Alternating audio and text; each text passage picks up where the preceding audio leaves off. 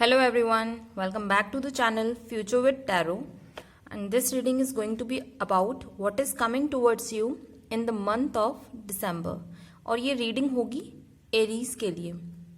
तो गाइज आप दिसंबर के मंथ में ना दो चीज़ों के बीच में जगल करने वाले हो। कंडीशंस आपकी ऐसी हो सकती हैं कि आप उस कंडीशन में ये सोचो कि कौन सी सिचुएशन मेरे लिए बेटर है या फिर किस सिचुएशन से मैं ज़्यादा अच्छा आउटकम अपनी लाइफ में ले सकता हूँ। ठीक है, तो एक तो ये जगल आपकी लाइफ में रहने वाली है दिसंबर मंथ में, जो कि कहीं ना कहीं अब नवंबर जैसे एंड होने को ही है, तो ये चीज़ें आपके दिमाग में स्टार्टिंग में होंगी। लेकिन अगर आप सारी चीज़ों के अप्स एंड डाउन्स लेकर चलते हैं अपनी लाइफ में कि किस चीज़ से क्या आउटकम होगा, अगर आप किसी भी ऑप्शन को चूज करते हो तो उस बेसिस पे देखा जाए तो नेक्स्ट कार्ड आपका आ रहा है एस ऑफ वॉन्ड्स। यानी कि वो एनर्जी जो भी आप चूज करोगे, लेकिन पहले ये नहीं है कि आपने रैंडमली चूज कर ली जस्ट बिकॉज कि मैंने बोला था कि वो एनर्जी या फिर जो आउटकम होगा वो एक न्यू स्टार्ट लाएगा, उसकी एनर्जी बहुत अच्छी होगी फ्यूचर टर्म्स में भी। तो ऐसा नहीं कि आप रैंडमली कुछ भी ऑप्शन सिलेक्ट कर लो, आपको अपना पूरा टाइम देना होगा, उस सिचुएशन को सोचना होगा कि किस तरीके से आपको जो दो चीजें हैं उनके बीच में से कौन सी चीज आपके लिए बेस्ट होगी या फिर फ्रूटफुल कह सकते हैं कि फ्रूटफुल कौन सी चीज होगी। तो आपको पहले उसके ऊपर थोड़ा सा दिमाग लगाना होगा। एंड आउटकम में ये है कि न्यू स्टार्ट होगी एनर्जी, जहां पे भी आप अपनी लगाएंगे ना वो आपको एक लॉन्ग रन में बहुत अच्छा आउटकम देने वाली है। क्योंकि आप खुद एरीज हैं, उसमें एस ऑफ वॉन्ड्स की एनर्जी है, तो आपकी एनर्जी के साथ वो मैच करने वाली है। दूसरा जो नेक्स्ट कार्ड है वो है नाइट ऑफ पेंटिकल्स। तो इसमें ये है कि आपको ऐसा लगेगा स्टार्टिंग में कि जो भी आपने काम कर रहे हो ना उसमें कोई प्रोग्रेस नहीं मिल रही है आपको, या फिर जो आपका काम है बहुत स्लो है।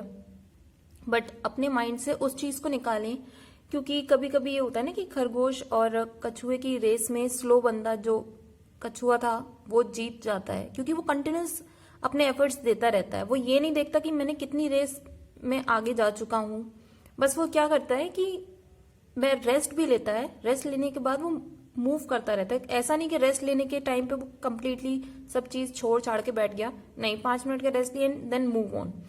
तो आपकी जो एनर्जी है ना दिसंबर मंथ में स्लो जरूर होगी, लेकिन आप अगर अपने एफर्ट्स कंटिन्यूसली लगाते रहेंगे तो वो आपको एक प्रोग्रेसिव जो आउटकम है ना वो भी पॉजिटिव आउटकम आपको मिलेगा। सेकेंडली मुझे कार्ड्स के थ्रू ये भी लग रहा है कि अगर कुछ लोग अगर मतलब बेबी प्लानिंग कर रहे हो तो वो चीज होने वाली है। एंड एक न्यू लाइफ स्टार्ट होने वाली है। और ये भी है कि आप लोग देखो 2 ऑफ पेंटिकल्स के नीचे 3 ऑफ वॉन्ड्स का कार्ड है, यानी कि जब आप अपना डिसीजन ले रहे हो ना ऑब्वियसली आपको अपना जो पर्सपेक्टिव है वो मतलब वाइड रखना पड़ेगा। ये नहीं कि अभी इंस्टेंट कि मुझे इस हफ्ते में क्या प्रॉफिट हो जाएगा या इस महीने में क्या प्रॉफिट होगा, नहीं, आपको लॉन्ग टर्म डिसीजन लेना होगा, आपको सारी चीजें देखनी होंगी। क्योंकि जगलिंग के नीचे वाला ही कार्ड है 3 ऑफ वॉन्ड्स का, एक राजा की तरह आपने चूज कर ली अपनी वॉन्ड कि भाई मैं इस वॉन्ड के साथ अपनी लाइफ को आगे लेके जाऊंगा। एंड अगर आप कंपनी या जॉब कर रहे हैं ना तो आप प्लीज लीडर बनिए, डिसीजन जो लिया है ना वो सबको देखकर लीजिए एंड अपने टीम को भी साथ में लेकर चलिए। ये नहीं है कि उनको आपने साइड में रख दिया कि नहीं इनके हिस्से का काम भी मैं ही कर लूंगा क्योंकि ये लोग काम नहीं कर रहे, तो ऐसा मत करिएगा। उनको सिखाइए कि किस तरीके से चीजें होनी है, क्योंकि जो भी काम आप नए तरीके से स्टार्ट करने वाले हो ना आपको उसमें अपनी पूरी एनर्जी देनी पड़ेगी। मीन्स आपको इमोशनली भी इन्वेस्ट करना होगा उस सिचुएशन में एंड मेंटली तो इन्वेस्ट करना ही करना है। एंड यहाँ पर यूनिवर्स की तरफ से एक और मैसेज है कि आपके इमोशंस जो भी आपको ऐसा लग रहा था कि नेगेटिविटी आप अपनी लाइफ में फील कर रहे थे ना वो रिमूव होने वाली है। एक न्यूनेस आने वाली है आपके या तो रिलेशन में या फिर आपके सराउंडिंग्स में। आप कहीं काम कर रहे हो, लोगों के साथ आपकी अनबन चल रही थी तो वो चीज शायद वो हट जाएगी एंड यूनिवर्स आपको एक और मौका देंगे कि उस रिलेशन को या फिर जो आपके सराउंडिंग्स के लोग हैं उनके जो इमोशंस है ना आपको लेकर पॉजिटिव होने शुरू हो जाएंगे। कुछ लोगों के लिए मुझे ये भी दिख रहा है कि दिसंबर मंथ में आपकी स्पिरिचुअल एनर्जी इंक्रीज करने वाली है, तो इसलिए आप ना अपनी एनर्जी को भी कंट्रोल करके रखें। कंट्रोल इन द सेंस कि जब होता है ना कि चीज़ें यूनिवर्स की तरफ से हमें पहले से पता चलने लगती हैं तो हमारा माइंड बहुत ज़्यादा अशांत हो जाता है, फियरफुल हो जाता है, तो उसको मतलब समझ नहीं आता कि भाई ये मैंने ये चीज़ क्यों देखी या ऐसे क्यों हो रहा है। तो रीज़न बीइंग आप उस चीज़ को लेने के लिए इस टाइम पे काबिल हो, इसलिए यूनिवर्स आपको वो सारी चीज़ें दे रहा है। लेकिन कभी कभी हम क्या करते हैं ना, ज़्यादा खुशी में या फिर ज़्यादा गम में हम अपनी एनर्जी को बैलेंस नहीं रख पाते हैं और जो आउटकम आना चाहिए वो उस आउटकम को अचीव नहीं कर पाते हैं। तो अपना आप मेडिटेशन करिए, सर्दियों का टाइम है, वैसे भी आप बेहतर होगा कि बाहर कम जाएं, पॉल्यूशन ऑलरेडी बहुत ज़्यादा हो चुका है। तो आप अपने योगा अगर करते हैं आप लोग या ब्रीदिंग एक्सरसाइज कोई करते हैं तो वो चीज़ करिए, अपने आप को मतलब शांत रखने की कोशिश करिए। शांत इन द सेंस अपनी एनर्जी को बैलेंस करिए। जहां पर आपको लगता है कि मेरे कुछ बोलने से चीज़ें खराब हो सकती हैं तो प्लीज़ उस कंडीशन में आप बोलो ही मत। कोशिश करो कि किसी को रिप्लाई देने के पर्पज से आप चीज़ों को ना बोलो। आप मतलब जैसे किसी ने कुछ आपको बोला तो आपका इंस्टेंट रिएक्शन मत दो उसको।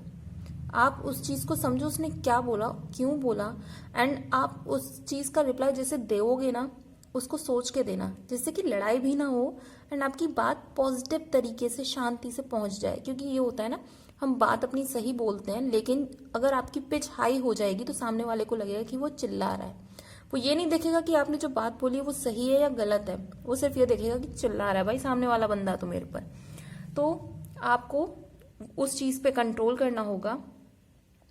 एंड अगर हम मोनोलॉजी ओरेकल कार्ड की तरफ से देखते हैं तो उसमें मैसेज यही है, न्यू मून इन कैंसर है first of all, and you and your loved ones are safe. तो ऑब्वियसली आपकी प्राइवेट लाइफ में एक न्यू स्टार्ट होने वाली है। मैंने आपको पहले ही बोला था नाइट ऑफ पेंटिकल्स को देखकर कि आपकी एनर्जी भले ही स्लो होगी लेकिन आप मूव करते रहिए। अगर जो लोग एक्सपेक्ट कर रहे हैं बेबी तो या फिर एक आपकी लाइफ में एक न्यू स्टार्ट होगी पर्सनल लाइफ में, तो वो चीजें मैंने आपको पहले ही बताई थी। ठीक है, तो न्यू मून कैंसर यही शो कर रहा है। एंड आपके जो पर्सनल रिलेशन है वो भी अच्छे हो रहे हैं। एंड अगर आपको लगता है ना कि आपको अपनी प्राइवेट लाइफ में सेटिस्फेक्शन नहीं है, मतलब आप इमोशनली फुलफिल नहीं हो, ये कमिटेड लोगों के लिए भी है और जो नॉन कमिटेड लोग हैं उनके लिए भी है। ये होता है ना कि आप लोगों से घिरे हुए हो बट आप अपनी जो इंटरनल फीलिंग्स हैं, अपनी बात नहीं कह पा रहे हो, अपने जो इमोशंस हैं, अप्स एंड डाउन्स अपनी लाइफ के, वो आप किसी से शेयर नहीं कर पा रहे हो। ऐसी सिचुएशन जब आती है तो हमको लगता है कि हम अकेले हैं, भाई इतने सारे लोग हैं फिर भी हम चीज़ों को मैनेज नहीं कर पा रहे, किसी को बोल नहीं पा रहे। तो दिसंबर के मंथ में एरीज आपके साथ अच्छा होने वाला है कि आपको कोई ना कोई ऐसा पर्सन होगा जिससे आप अपनी बातों को शेयर कर पाएंगे। एंड आपकी जो फैमिली ने आपको नेग्लेक्ट किया हुआ है ना थोड़ा बहुत भी, तो वो रिलेशन आपका चेंज होने वाला है। वो लोग आपकी बातों को समझेंगे भी एंड आपका देखभाल भी करेंगे। एंड अपने दिमाग में जो इनसिक्योरिटीज वगैरह हैं आपको वो रिमूव करनी होगी। आपको अपने पर्सपेक्टिव को चेंज करना होगा। ठीक है, जो आपका दिल चाहता है ना आप वो चीजें करिए, लेकिन एक पॉजिटिव तरीके से लेकर। ये नहीं कि यार मैं ये काम इसलिए कर रहा हूँ क्योंकि मुझे पैसे मिलेंगे, नहीं, आप ये काम इसलिए करिए क्योंकि आपको वो काम करना पसंद है।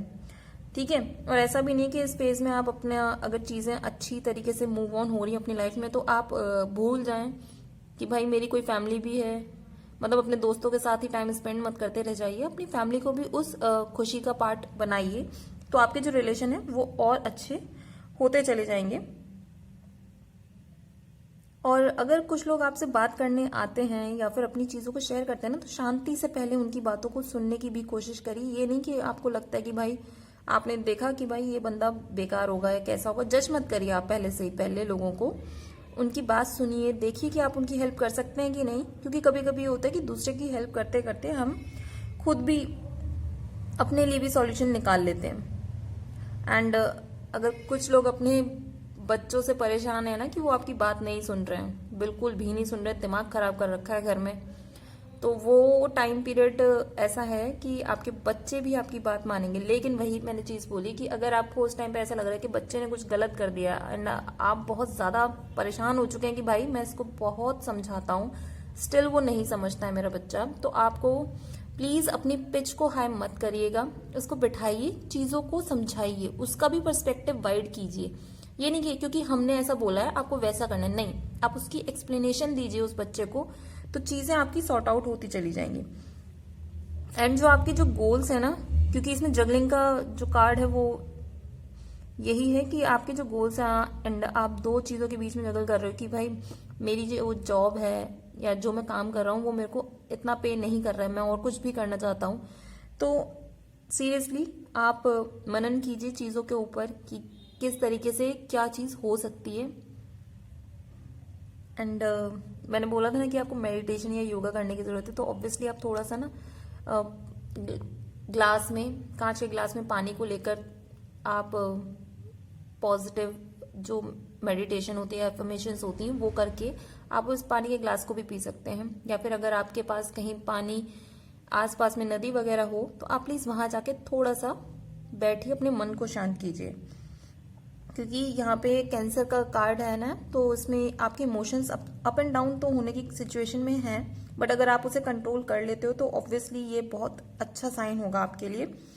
एंड ये कार्ड जब भी आता है ना, तो आप अपने माइंड में सिर्फ और सिर्फ ये रखेंगे कि जो भी आगे की चीज़ें होने वाली हैं वो आपको लॉन्ग रन में पॉजिटिव आउटकम देने वाली हैं। एंड फैमिली मैटर्स में तो ये कार्ड बहुत ही ज़्यादा पॉजिटिव है।